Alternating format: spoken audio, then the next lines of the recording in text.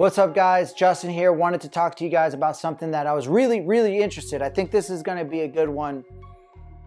I've had a whole bunch of people hit me up, friends, family, colleagues, clients. They all are in not just Austin, but all over Texas. But I did this specifically for Austin because we're a very interesting, unique scenario. We're like an exaggeration of what everything else is happening in Texas at the moment. We are having this unprecedented demand and also a shortage that's sending our prices through the roof. And what everyone wants to know, it seems like, is what does it take to win an offer or win a contract and win a house in this current market in Austin. And so what I did was I got really into the data and pulled transaction data going back 5 months, under 2 million, over 2, like even over $1 million, it starts getting kind of wonky. But I went under 2 million, 150 days, single family only, and looked at some real basic specs, but aggregated over region, over time, over days on market, how quickly is it selling, and checked the change from list price to close price. And there's some really interesting takeaways that I think are worth sharing with you guys, because you want to know, if you're in the market, you want to know what's going to take to win. And not just win, but also not waste your time. Because let's say you're in one of those neighborhoods where they're going 10, 15, 20% over list every single time, and you're the person throwing 10K, 20K over list, and they're going 100K over list. You'd want to know that, right? Like, you don't want to waste your time and get your hopes up and all that stuff. So let's get into it. I'll talk about the takeaways. I'm gonna take us to a spreadsheet and we'll dive into it. So if you're an Excel nerd, you guys are gonna love this one. Okay, so let me give you guys a little bit of an overview on this stuff. I pulled sales data for Austin in the past 150 days, under $2 million, specifically only single family, so we excluded condos. We tried targeting your typical single family situation. Most of them. I mean, if you're going over $1 million, you're still in the minority, but we included it in there. It's still worthwhile data. I didn't pull that much data. I got the transaction, I pulled the zip code. So I did a report. I did an aggregation on zip code. I don't like the MLS data. I think zip codes are way easier. I aggregated on sales, square foot, or not square foot, list price per square foot, list price, the close price, a close price per square foot. So these relate to each other, list price and close price as well. And then the deltas between these. So the change in the dollar per square foot, the change in the percentage of the list. These are kind of redundant, honestly, the percentage change, because the percentage change between the dollar per square foot and the sales price should be identical. Now, the other one is the delta and the change in the sales price. And then, I pulled some of the aggregations for everything right here. And I did a couple slices of the data in a few tabs, and I'll try to go through these in a way that makes sense, but I wanted to at least identify what this information is. So for everything. So let's look at some of the data. So the main two I want you guys to look at are the mean and median. The mode, I can explain that away in a second. Standard deviations also, I think that's more relevant when you look at each particular region. So let's look at the average list price. The mean average 623, the median being 525. So that means there's more properties under the 623 number, the median being the middle 50, right? Close prices reflecting similar, but obviously higher. And the change in sales price is probably the most notable thing in the percentages. So the change in sales price on average is, on average, over the whole data set for the past roughly 5 months, or what is that? Yeah, 3, 6, 9, 12, 15. 5 months, right? 7% increase, $40,000 over the original list price, on average. Now that's with a standard deviation of 70,000. this is over 4,000. It's a big sample. The median being 26,000. So half the properties in this data set in all of Austin, in our MLS, half of it was over 20. The closing price was 26,000 over the list price, and half of them are under that. On average, though, 42. Now there's some stuff skewing that, obviously. That's why it's called a negative skew, right? The percentage of these over the whole data set, a 5% increase over the a 7.9% increase over the list price. The median being about 5.25%. So it's good shit. This is over the whole thing. Now, one of the coolest things I saw, and one of the most disturbing things also, was what it did over time. And so I sliced the data and aggregated by month. Now, I was only able to go 150 days because of the limitations, how many data rows, transactions I was able to pull. So I got about a half of December and a half of May. But I still think you're getting some really, it's a perfect curve. This is exactly, on the data side, this is exactly what you want to see. As a buyer, it's exactly what you don't want to see, because it's just going up and up and up and up. It's insane. So in December, so going back to what we were talking about, so let's try to plot these out. So the red is the change in price, and the blue is the change in percentage over the list price. So in December, the average deal right there was $900 over list price. Now, that, like, relative to this data, that doesn't sound like a lot. That was, we were going insane already. Like, the fact that we were near list price for property is already amazing. It's already great. It was crazy. Because the MO was, you list it, you negotiate, it goes down a little bit, and then you close. This is not normal for Texas. It's not normal for Austin. That the whole market is averaging at list price at this point. We were already on fire in November, December. January goes up even more. February, it just explodes. It more than doubles. The average almost triples. 2.8, what is that? 2.5, 7.5, almost triples. So more than doubles. It more than doubles the average over listing you're going in sales price and in the percentage increase. Now, I actually pulled this up because I thought, when I was pulling this data up, I was thinking, like, when the hell did Musk say Austin was a boomtown? So I remember I pulled that up. Let me see. Check this out real quick. February 11th. Look at that, y'all. So I remember people started panicking. People were panicking in February. And it hasn't stopped. And I would say this jump from January to February is the windfall that came after Musk talking his crap. It's unbelievable. Absolutely unbelievable. So that sent this on a whole nother trajectory. Now it's kind of flattening out, which is what I was hoping, but it's still in the stratosphere.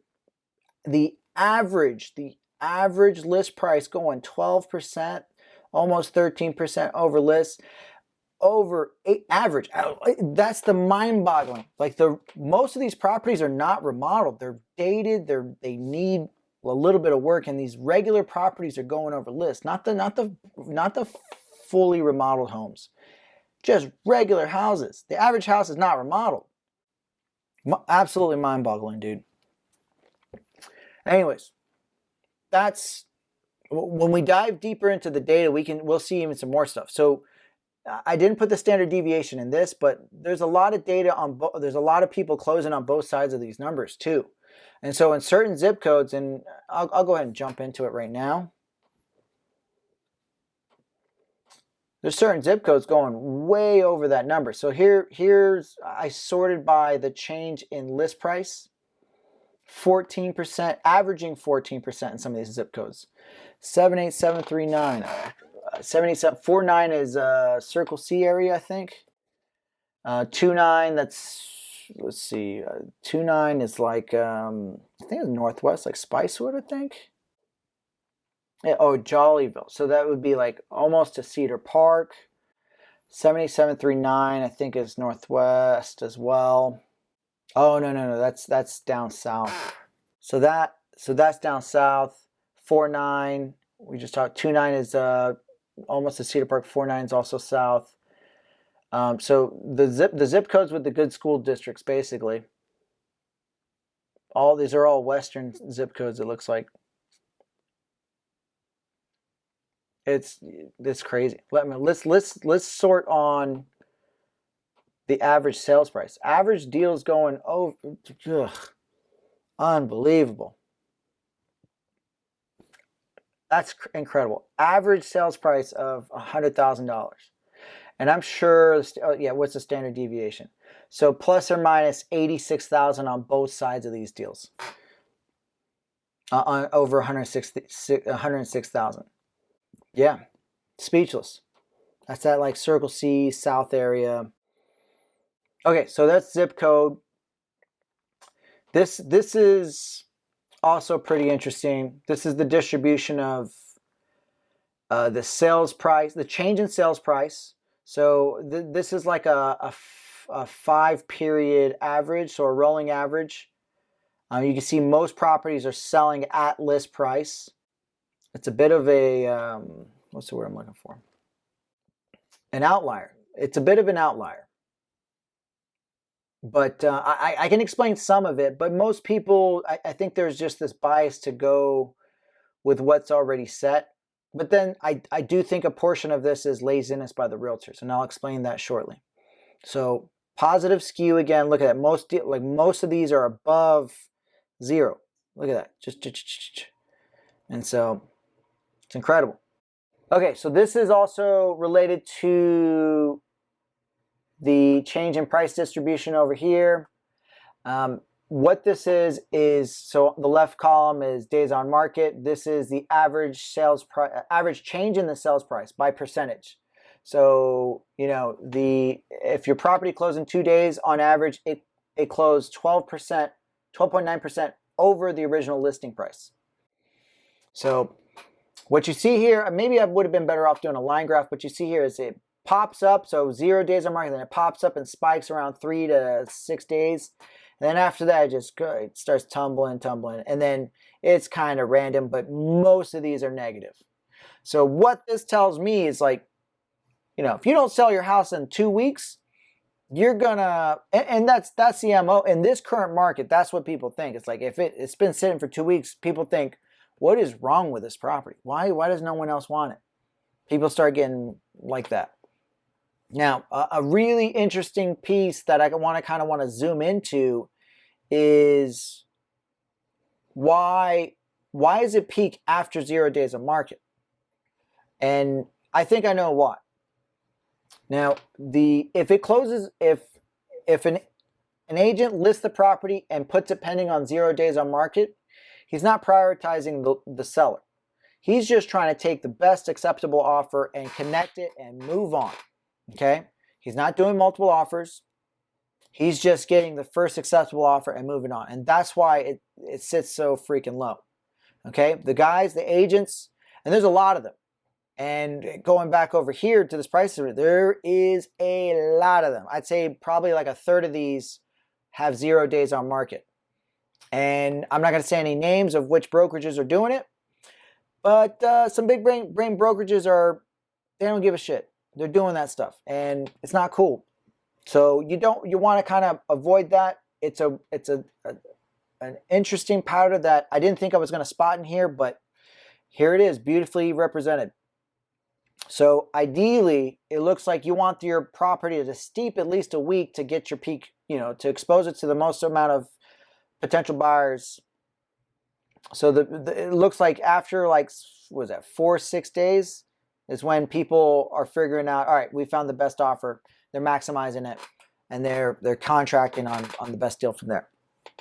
Interesting stat. I did not think I was going to find this in here, but I know I've always known they've existed, but now it's beautifully represented in this data. Okay, DOM, kind of covering some of the same stuff. So I have it sorted on the cumulative days on market. You can see from 0, 1, 2, 3, 4, 5, 6, 6. We were looking at like the percentage change, but you can even see it represented in the absolute terms. So, 0 days on market, average 3% increase, 20,000 over list. Then it jumps to 52%, then to 69%. And then it kind of peaks around here in that $70,000 range, and then just starts going back down. And then I made sure to format this so that the negatives are in red. Look how much red is after that. You don't want your property to sit longer than 2 weeks. That's the moral of the story right here, y'all. So if you got a good agent, he's not going to let it go that long. And let's see. This is more by zip code. I was kind of tinkering around with close date and zip codes. You can see this is the most interesting piece right here to me. For if you're in the weeds, if you're trying to buy, this is the kind of data that you want to see. You want to see what the zip code's doing, how it's progressed, changed over time. So let's man, what zip code were we looking at earlier? 78739. That's mind-boggling how much that's changed. It's a small sample size, but let's run with it. Check this out. It goes from, so over time, let's ignore, I mean, it still follows correctly. This December should be back here, but because it's sorted by date, by month, it's trying to put it over here. But so imagine this at the top of this 78739, 27, 39, 83, 134, 129, 112. So it looks like it actually peaked in March for these guys. But the average deal is going 100,000 over the list price over there. That's unsustainable, first off. But if you're trying to buy over there right now in 78739, that's probably what's going to take. And then you might even, like for the really nice houses, like if you're looking at the top 10%, like if you're so here's one way to think of this. So like this far right is the standard deviation. So if you're trying to go not just the average, but a standard deviation, like if the quality of the house is the top 10% house, you probably want to go at least a standard deviation over the average. So you're going to be looking at, let's say in April, like if you want to look for that top 10% of the homes, you're going 129 plus that 86, you're in the 200K range, man. It's insane. Mind-boggling, absolutely mind-boggling. Now I have a suspicion that some of these have a lot of acreage because it's just that zip code, but yeah, you get the idea. So let's look at 49. That's another crazy zip code. So this is my stomping ground. This is where I grew up. 4.5 and 4.9. I grew up in 4.5. But check this out. Look at these average sales prices. Look at these. Look at this shit going 50, 57, 103, 81, 102. Average. The average, y'all. Going 10 to 20% over list. And then some if you're trying to get the nicer ones, man. Unbelievable. Okay, so we dug through the data a little bit. Some people have asked me this, some people don't care. I like asking the same question. What's causing this unique situation? Why is this happening? All right, so there's 4 things that I've identified that are real easy, and I'm not even unique in describing these things, but they're worth kind of noting out here. Now, this one, I don't know how many people, you had to have been in the business for a little bit to know this one, but there's a housing shortage because there's one of the contributory factors of why we're in a housing shortage is there's been a decade of less home development because of what happened during the financial crisis, a decade ago, a little over a decade ago, right? So prior to the financial crisis, they overdeveloped and some people got burned. A lot of big developers got burned during that period, during that hubbub. And so there was a little bit of less of a taste to do new home builds for a short period leading up to this point.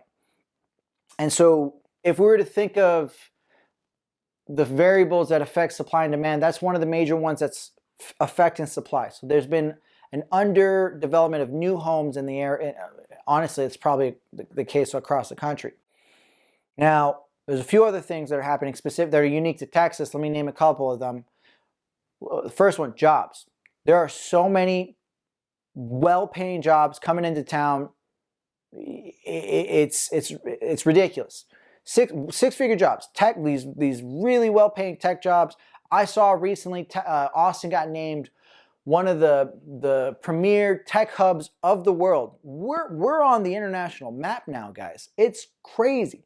And so we got Fortune 100 companies dropping their headquarters or one of their major office locations in Austin, and not just Austin, DFW, San Antonio, Houston, all over Texas. We're a tax-friendly state. And some of these other countries, some of these other states have pushed their hand to a point where like, it's not worth it anymore. Let's just go pack our bags and move over here. And so there was thousands of jobs, thousands of six-figure plus jobs that are coming to town that are supporting, that afford these $500,000 homes. And the fewer and fewer houses, the more and more money chasing the fewer and fewer houses, it's just going to drive the house up. And so that's another one of the effects. Next one. So the things that are chasing the jobs are the people. Texas is I don't know if this is true. I'll put a screenshot if it's true. We're one of the fastest growing states in the country. Austin's one of the fastest growing metro areas in the country as well, specifically. And when you have more and more people, that's literally one of the main components of demand. It's just if there's more money chasing fewer and fewer things, you get an imbalance of the price elasticity, and it shoots the price up. Okay, so that's another one of the things screwing with the demand, right? Last one, this one's countrywide. Fed has been keeping our interest rates at this not unprecedented. This happened a decade ago, right? But we're back down to, for the second time in our lifetimes, to ridiculously low interest rates. And so the interest rates being low and the Fed messing with our bond yields has kept our mortgage rates at this ridiculously low level. And the lower the interest rate, the more buying power every single person does. So like if I forgot what the ratio is, but the more like every interest rate allows you for every point. So like if you were trying to buy a $500,000 house, you were qualified for a $500,000 house with a 4% interest rate. And now that the interest rate drops to 3%, now all of a sudden you can afford more than a $400,000 house. Now you can afford a $450,000 or maybe a $500,000 house. That's what I'm describing. So everyone's buying power increased, which is another variable that's being added to this supply-demand perfect storm that's creating this soup of craziness that's happening right now. So those are kind of like the no-does. So everybody on my team, they're going to get copies of these markets for the respective areas that they're working, and they're going to know exactly what wins in every market. Okay, so I don't think I've seen anybody doing what we just did, and you're more than welcome to work with any of our guys. If you have any questions for me, let me know. I'm more than happy to share any of this information for you guys. But my name is Justin. My company is called Texas Ally, and yeah, I'll catch you guys on the next one.